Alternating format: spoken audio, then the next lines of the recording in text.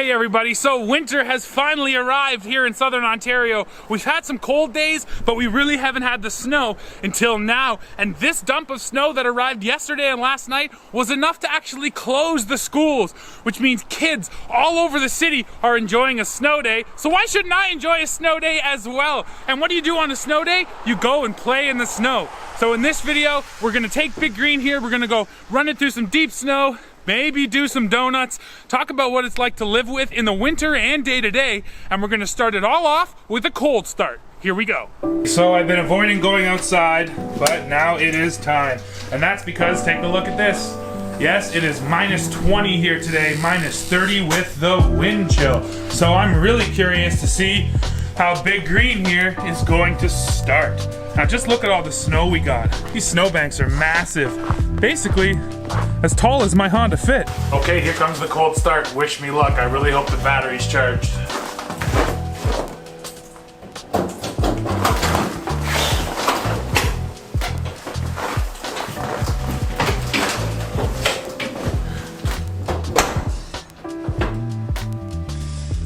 Alrighty, everybody. Here comes Big Green cold start. Please pray for me. I hope the battery's charged.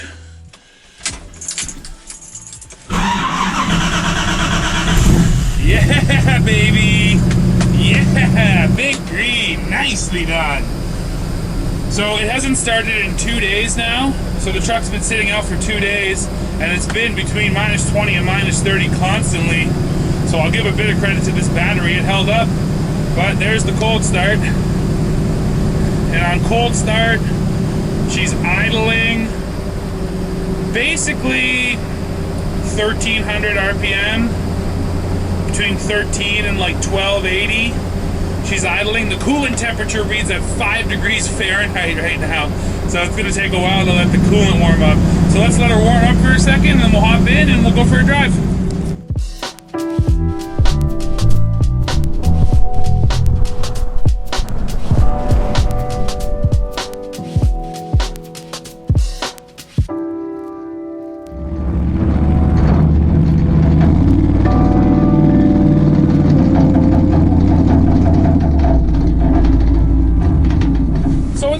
Like I mentioned, I want to talk about just daily driving this truck. I mean, in Boulder, it sat a lot. It was much more of a true project vehicle. Whereas here in Brampton, for me, I've actually been driving it quite a bit. I've been using it for a leave-behind car for different test vehicles I get. So when I get a test truck, I have to go pick it up myself. So I usually, lately, I've just been taking Big Green. I go out there, leave Big Green for a week, and go back and get her. So that was the first issue I had with the truck, is the battery did die. It sat for a full week at General Motors while I had a GMC Sierra, and it was cold that week. Not as cold as this week, but still pretty cold. And yes, after one full week, the battery was dead. So I thought about replacing it, but you know what? It needed to jump that day. And ever since then, it's been fine. And this morning, I was actually really impressed because it was so cold and it hasn't run for 2 days. But that at least goes to show me that, you know, the alternator is working properly and the battery is taking a charge. So even though it dies pretty easily, there is clearly some life getting into the battery, which is important. So, you know, like I said, I thought about replacing it, but right now, it doesn't seem like that's gonna be an issue. The thing that's been trickiest daily driving Big Green so far has just been winter driving. It's a pretty common misconception, actually, amongst off-roaders, that if you buy big mud terrain tires, they're probably good in any off-road situation, including the snow, but that's just not the case. These Mickey Thompsons that I have on here, while, you know, definitely better than your standard all-season, they're really not that great. And this is coming from someone who owns winter tires and has for his whole life. So, I mean, I know what true winters are, and these things just really don't offer a lot of grip on road. Honestly, the biggest issue is with the rubber compound. So even though they have those big, aggressive treads, it doesn't matter if the rubber is super hard. So what that really means is coming up to a stop sign like this is really gently accelerating away, or otherwise you're gonna lose the back end. And then this happens sometimes. You just lose traction and she just spins and spins, and you gotta back off the throttle, back off until it truly hooks up and then slowly start to go again.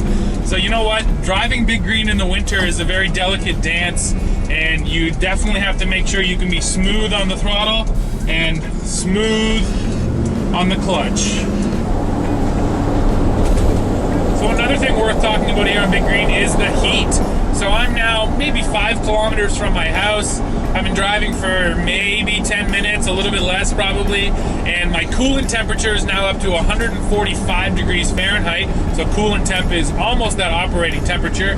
And more importantly, the heat coming out of my vents, yeah, it's actually warm. So you know what? The heat actually warms up pretty quickly in this truck. And once you crank the fan, it heats up the cabin in not too long a time. The bigger issue is that the cabin heats up quickly, but the cabin also cools down quickly, and that's just a result of how drafty it is in here. I mean, this thing's an 85, it's old, it's not airtight by any means, so I appreciate the heat that pumps out at you, but leave this truck sitting in a parking lot for like 4 minutes, and you swear it was never started. It gets so cold in the interior. Time for my daily Canadian pilgrimage.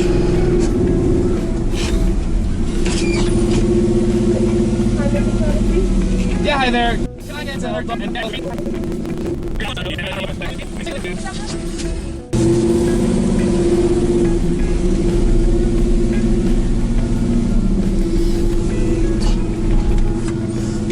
So this has become my trick with Big Green, is I get a tray with my coffee, and then I can put it down on the seat beside me and, you know, put the coffee to the back corner, and the tray does an okay job of stabilizing it. Now, a lot of people mentioned when I talked about cup holders in my first Big Green road trip that you can get those clip-on ones for the door, and that is exactly my plan. I just haven't actually made the trip over to Princess Auto or Canadian Tire yet to look for them, but it's a stupid thing, and I hate to complain about it over and over, but a lack of cup holders is frustrating. And maybe that's just because my entire life I've been used to having cup holders in cars and being able to grab a coffee and not even think twice about it. So, you know, there are some little things like that where you just never even consider it these days with modern automobiles, and then suddenly you get an old truck or an old car and you're like, well, going through the drive-thru just totally changed. But now we're gonna go into some actual deep powder and see how they hold up. So I'm just gonna crash right onto my parents' lawn. It looks to be a good 1.5 feet, 2 feet deep worth of snow. Here we go, Big Green!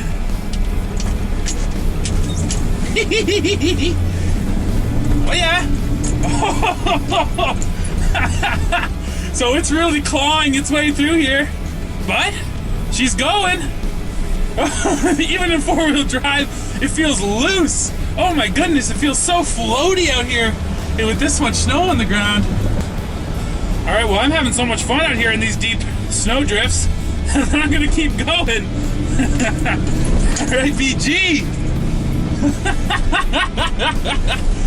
Oh my God. It's just hilarious in the snow how it feels. Like I said, it just floats. Just absolutely floats. Now, underneath all this snow is just a hard-packed lawn, so that's where they're getting their grip from, which has been really, really good. Oh my goodness, this is actually way more fun than I thought it was gonna be. You know, I've driven a lot in snow, but I haven't driven something this lifted in the snow before. So usually, if there's this much snow on the ground, the bumper of whatever you're driving is plowing, which just means you're feeling all this back pressure. It's a whole different experience. But right now, with Big Green, that's not happening at all. With 4-wheel drive on, this thing just cruises through the snow and just gives you this great floating feeling. Even when I'm turning with 4-wheel drive, the back end feels like it wants to step out. Oh my God, it's just hilarious. All right, time to get off the lawn and back into the streets. And so that's really the funny thing here is in this deep, deep snow, the tires did a fine job.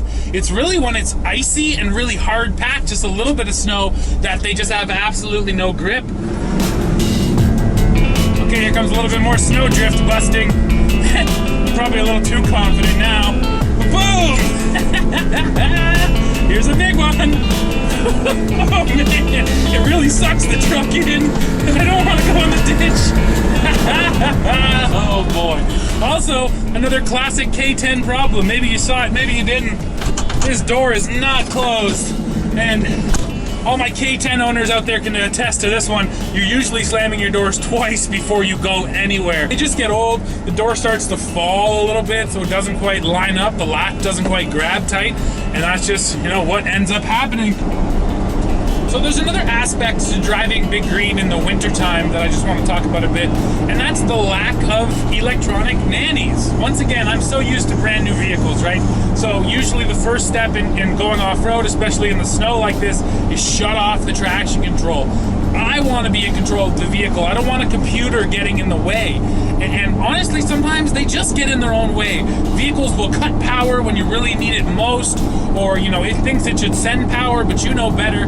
And that's the one thing that, you know, I love about Big Green is there's none of that stuff. It's me and my feet versus the conditions. It's my driving ability. It's me on the wheel. And the thing that makes it a little more dangerous, sure, is that, you know, a lot of those traction control systems can think so quickly, and they can react to the back end coming around faster than I ever could. You know, I totally accept that, and overall, I am in favor of these traction devices because I think they're good for safety. However, getting in something like this truck, it just reminds you what a fun and more connected experience it is when you're by yourself. There's no nannies here helping me out. Plus, it's a manual transmission, so that gives me that much more control. Yeah, you have to be kind of turned on a little bit more. You have to be really paying attention to what's going on. Because I have no weight over my rear end, this thing always wants to step out, especially when you're in two-wheel drive. So you have to feather the throttle. You have to know how to counter steer just the right amount. There really is a lot of different driving techniques you develop when you don't have those electronic nannies helping you. And the other issue with the nannies is that they do not want you to do this.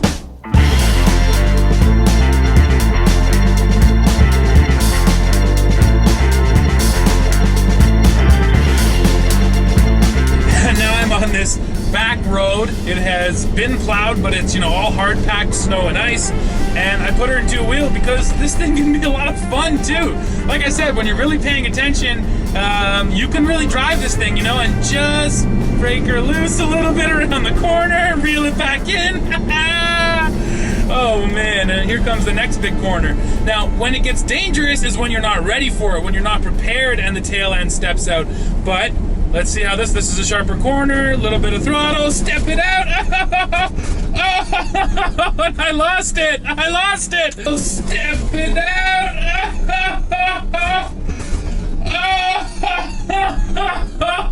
I lost it. Okay, well, that's how you lose it. It does not take much in this truck. Oh my goodness. Now, thankfully, I'm in a pretty big wide open corner here, and the consequences were low, but that could have been serious.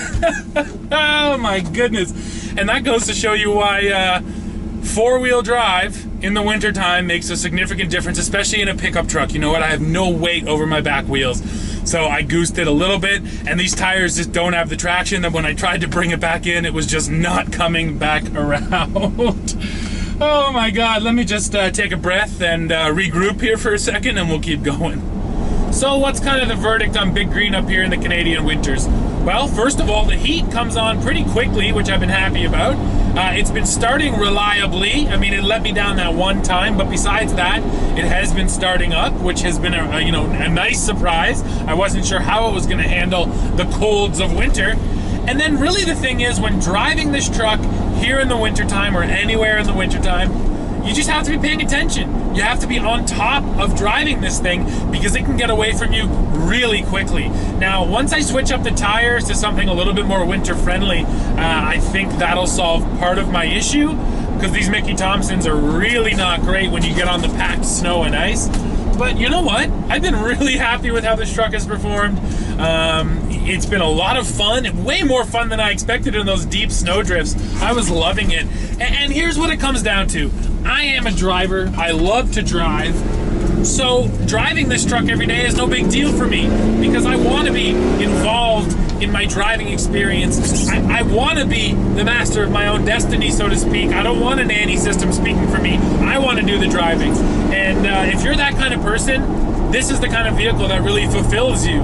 Because to me, there's not much more fun than this truck out here on a winter day. However, if you're the kind of person who really doesn't want to pay attention to driving, if you want a vehicle that is, easy to drive, as we like to say, Big Green is definitely not that.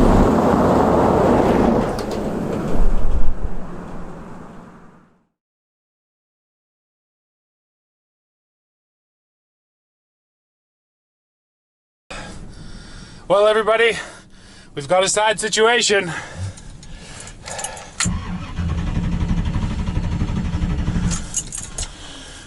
Big Green died on me. She won't start. So I'm gonna go give that high pressure fuel pump some taps and see if maybe it's just frozen up. It's so cold out here. That's what worked for me last time. Let's see if it works this time. I gotta get this thing freed up, if that's indeed what the problem is. So I got a 2-inch hitch receiver. I'm just gonna tap it.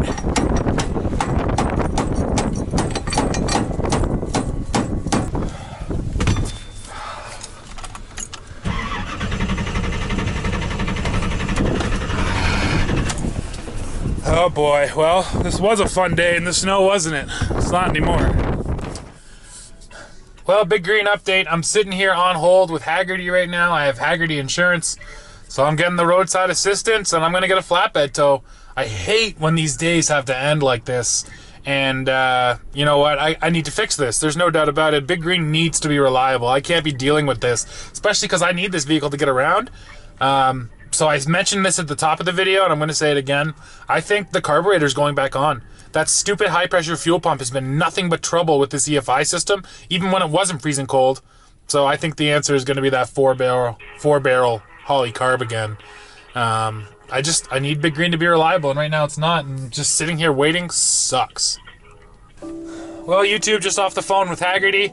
The tow truck's coming in 3 hours. It's a really cold day, so I'm sure they're getting tons of calls. This sucks. My dad's also coming too. Luckily, he's not that far away, so he'll bring me at least a warm car to sit in, and he's going to try to help me. We're going to use the old mallet technique, hit the fuel pump while starting it. I've already been out there tapping on it with everything I have, and that hasn't freed anything up yet. We'll try it again. So what keeps happening is right now it's just been cranking, but then after I leave it for a few minutes, it hiccups, it sputters, like it wants to start, but it still won't start. So, I mean, if it is frozen up, maybe there's just a bit of fuel like trickling through. It, fires it up and then totally shuts down because there's no more fuel coming through. So let's try one more time.